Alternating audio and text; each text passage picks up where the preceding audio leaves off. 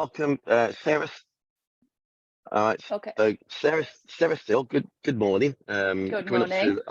Coming up to 12 o'clock. Obviously, I'm at Disability Expo this week, delivering wheelchair basketball, and I'm part of the speaking panel for sport, fitness, and wellbeing.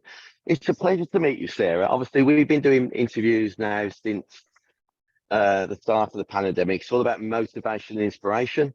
And these interviews have been sponsored by different organisations to support motivation, inspiration in the community.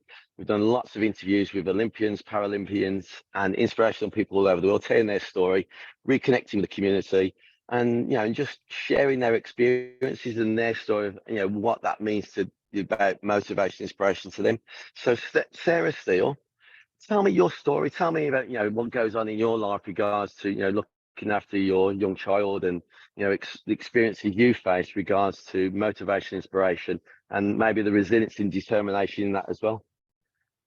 Okay, well, I'll just start. My daughter's 5. She has a very rare genetic metabolic condition called non-ketotic hyperglycemia, bit of a mouthful, also known as NKH. And that is quite a hard diagnosis, really. I'll give you a bit of background into what it is. I wrote a couple of notes. So there is a range of severity. It causes global development delay. They can have issues with feeding and breathing. There can be sight issues, brain abnormalities, seizures, lethargy, dystonia. Some children don't even make it out of the neonatal stage. So it is a really hard diagnosis. There's no cure for it currently, which is really sad. But I set up the Isla Foundation, in which we raise money to find a cure. We also provide equipment or therapies that aren't provided by the NHS to try and improve the quality of life of the children. It is really rare. There's only 500 in the world. Isla being slightly milder of the condition means that she's actually like one of 40 in the whole of the world, which is just insane. So I set up the charity in 2020, and we've just been raising money like constantly throughout lockdown, just trying to motivate everybody, trying to bring everyone together to try and raise as much money as possible for the cure. Thank you for sharing. I mean, obviously, you go through trials and tribulations every single day, and the things that you must go through on a daily basis, whether that be education, in the community. But what really stands out, I mean, you talked about motivation, inspiration. What really, who pushed you, or where did you get that inspiration in regards to moving forward in not only your life but Isla's as well? I think I do come from a fitness background myself, so I'm a personal trainer, so I am very self-motivated anyway, and I've always been quite a believer of no one's coming to save you. You've got to kind of do it yourself. So I've got to be my biggest cheerleader. I've got to keep my energy, my spirits high to take care of Isla. So you can't pour from an empty cup. So you've got to pour into yourself. I never let any negativity or anything get into Isla. I'm very cautious of what impact that can have on her life. So I just try and stay positive as much as I can, really. Fantastic. I mean, as I said before, part of what we do is all about motivation, inspiration. We go around into schools, colleges, universities, deliver inclusive, adaptive sports, and really push this idea that everybody can, take part or be active in a sport or an activity, to really highlight that there's an opportunity for everybody to get something out of that and really push themselves in their life, of daily life. I mean, regard to yourself and Isla, how do you support with that motivation, inspiration with Isla, and how do you, like, regards to education and in your daily life? I just think in regards to motivation and inspiration, I just feel like you've got to be your own kind of cheerleader. And I think if you are feeling inspired and motivated, I think that drives focus and it brings hope, which I think if you've not got hope, there's nothing. So I always think that we try to keep our faces to the sun. We try to stay positive as much as we can. I don't even think about the negative. I can't even get into that mind space. I just know I've got to do something to make an impact, to help. That's all I can do. I can't go into the dark place, and I don't even let myself do that. I just really try. I listen to a lot of podcasts, a lot of motivational speeches. I've done a lot of research into get Isla the best care with the best therapists around the whole world. She's got therapists in Arizona, New York, London, Canada, like they're all over the place. And I just feel like if you get the best team, you've got to pick the best people. So in regards to the charity, I've got to make a lot of money to make sure she's okay as well, to make sure that we've got enough therapy to get her the best, so I can get the best potential out of Isla and her to reach where she's going to go. I mean, you're obviously a very inspirational mum, and Thank you. No, my pleasure. I mean, you push yourself to to deliver and support Isla.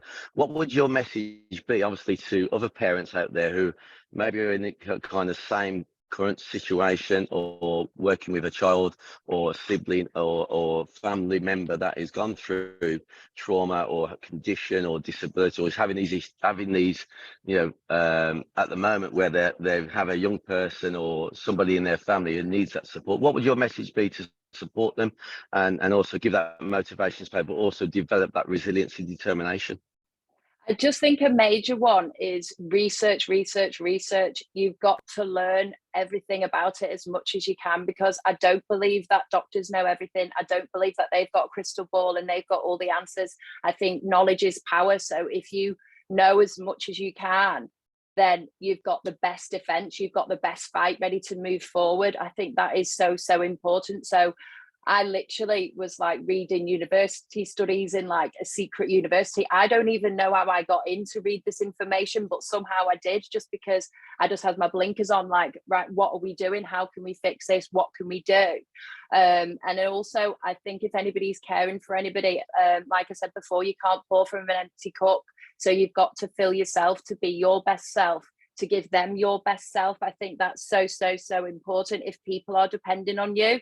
And also, I think, do not let anybody ever put limitations on your child. Don't listen to it. If you've got a negative doctor, a negative nurse, a negative practitioner in your life, a negative therapist, just get rid of them. I always feel like you've got to have, like, imagine like you're playing a sport and you've got teammates. Imagine those teammates. You want the best players on your team. If you've got somebody that's negative and they're bringing down and they're bringing your child down or whatever, don't be frightened to get rid of them, because you want the best people that believe on your team, and belief and hope is what's going to drive your team forward. So I think that is massive.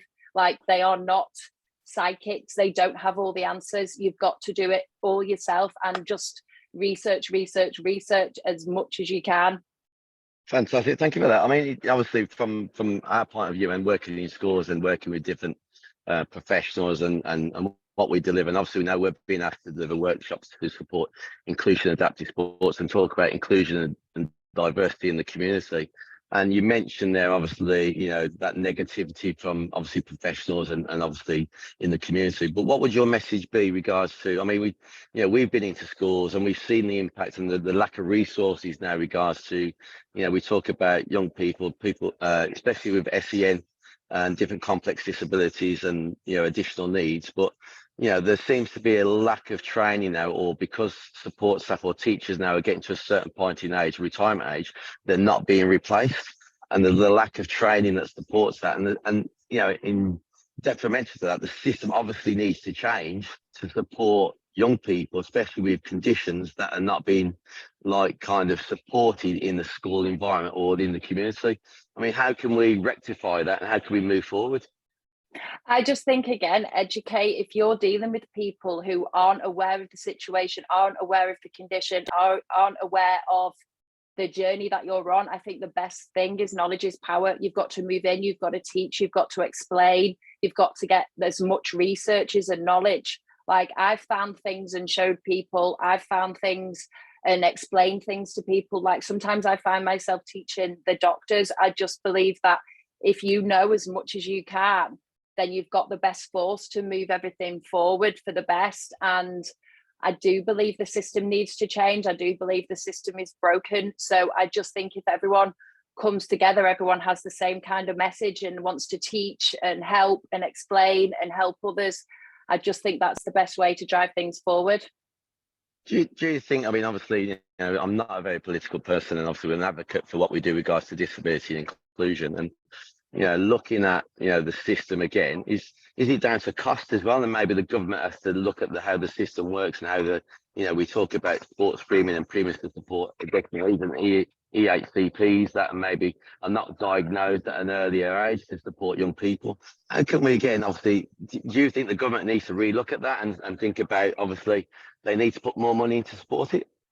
100%, 100%. A lot of things come down to funding, and that's the reason there's families waiting months and months and months for equipment. There's families waiting ages and ages and ages for EHCPs, diagnoses. They just think there's a real lack. And I think disability is more common. I think it's getting more and more prevalent all the time, whether that's just because you see it more on social media or whether there's something happening that's making these things happen all the time. But I really do think that it needs to be looked at again to see where the funds need to go. Obviously, the NHS is in a bad place, but I do think that they need an influx of money. Like, I'm sure things that can be done, that the money can be going to the correct places, because like, look at some of the politicians, like spending expenses that could cover like 3 or 4 children's like future therapy care for the rest of their life, or till at least till they're 18. I just think things need to be looked at to see where the budget is actually going correctly. Thank you. We have a quick fire round, and obviously we brought this in at the end of 2022 to support, obviously, give a bit more insight into interviewees and what they do in their daily life. So, are you ready, Sarah Steele? I'm ready. Okay. So, what is your favourite food? I'd probably say sushi. Okay. So, favourite drink? Is this alcohol or non-alcohol? It's entirely up to you.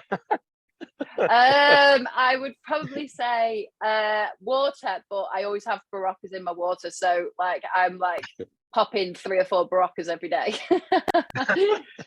I can understand that. I say I have GB.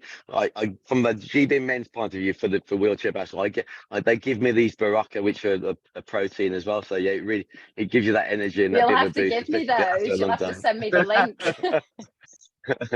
Well, they're the same as Barocca, so they're the same kind of thing. So it's just a different brand, that's all. Yeah. Obviously, the next question, obviously, what's your favourite music?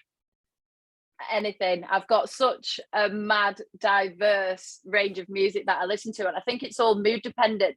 So it depends what mood I'm in. If I like need to like feel pumped or mellow or whatever, there's like a billion playlists on my Spotify that takes up like the majority of the storage on my phone for just any kind of mood. So that's a really tough one for me. I would say it's mood dependent. Okay. Favourite TV show or film? Oh God. I'm quite a film buff, so I would probably say like Troy, Gladiator, Fury. I like most things with Brad Pitt seem to come up. Yeah, those type of things. And I am a really big lover of American sitcoms like Frasier, Will and Grace, like all the old classics, Cheers. Like I love all those. Fantastic. And final quick fire question. Obviously, if you had a superpower, what would that superpower be and why? I would pick probably to grant wishes. So if I could be like this super genie, I could just be like, bang, world peace, bang, a load of money to fix everything, bang, like no more world hunger, no more disease. Like I would literally just be like the ultimate genie, well-wishing fairy godmother. Fantastic. I love it. Obviously, we've got 2 more questions before we finish, and we're still recording. So obviously, when I finish recording, I'll just stop. But please stay on the line. Regards to obviously Sarah Steele and Isla, what is the future and for Sarah and obviously just Isla as well moving forward? My big goal at the moment is getting Isla walking. So at the moment we are doing a lot of physiotherapies, all to deal with that. So we're doing like walking frames, standing frames, walking sticks, you name it, she's doing that.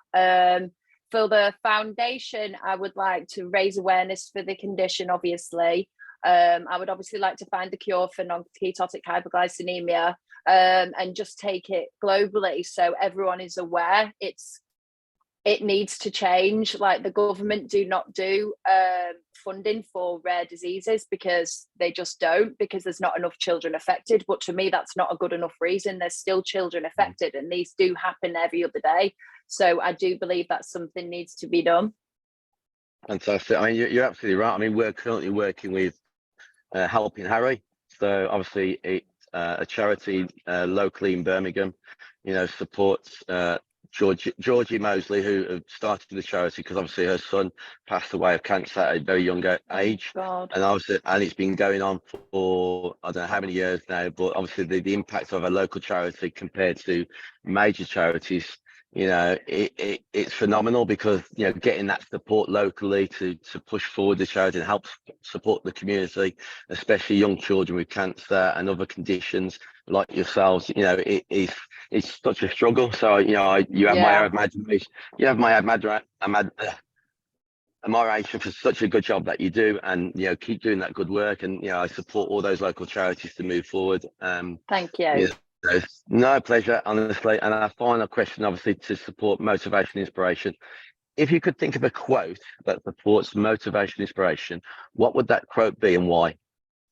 Well, I'm a huge Disney fan, and so is Isla. So if you've ever watched Finding Nemo, just keep swimming. I would say that just keep moving forwards, just keep going all the time. Don't stop, never give up. Just keep going forward. Just get the blinkers on, keep going. Left foot, right foot, left foot, right foot, keep going. Sarah, it's been a pleasure to talk to you so much. Thank you So so thank you for much. no, thank you so much for doing the interview. I apologise. I am out and about, so you know, I'm at this busy expo. So it's a new thing for us as well. We keep pushing in the community to what we do and breaking down those physical barriers to activity and supporting, you know, charities and moving forward because it's important to talk and connect and move Thank you very forward and much. get everybody involved in what everybody's doing because together we're stronger. And, you know, hopefully then that can impact on, you know, corporations, businesses, you know, the government themselves, change that system, get things moving so that we're actually working together to impact on our young people's lives, to potentially support them in the future and keep that sustainability going. Sarah, thank you so much. Take Thank you care. for having me. It's been an honour. Take No, care. no. Enjoy the rest of And the you, bye bye. expo. And you, bye Bye. bye. Bye bye.